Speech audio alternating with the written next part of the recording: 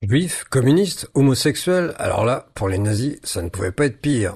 Erwin Schulhoff était en outre considéré comme compositeur de musique dégénérée. La totale.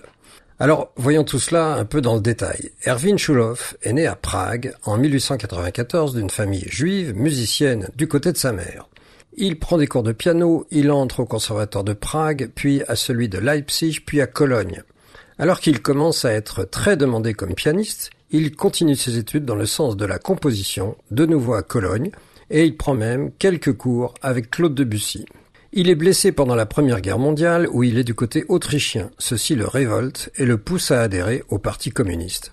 Il se marie en 1921 et avec son épouse Alice, il se fixe à Berlin où naîtra l'année suivante leur fils Peter Heinrich.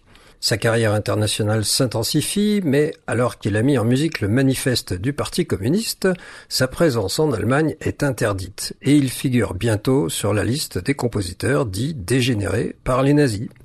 Il faut dire que de ce côté, il avait poussé le bouchon un peu loin, comme en témoigne cet extrait de la Sinfonia Germanica de 1919, dans laquelle il ridiculisait l'hymne allemand Deutschland über alles, tout en introduisant des fragments déformés de la Marseillaise.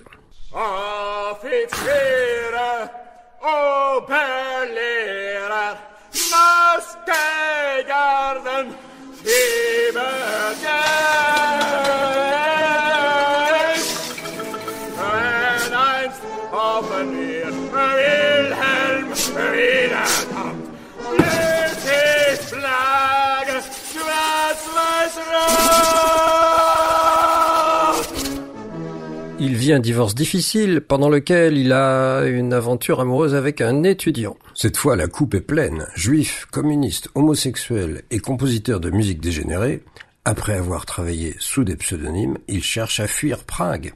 Il pense aller en Union soviétique, mais patatras, la rupture du pacte germano-soviétique en juin 1941 rend ce projet impossible alors qu'il venait juste d'obtenir son visa.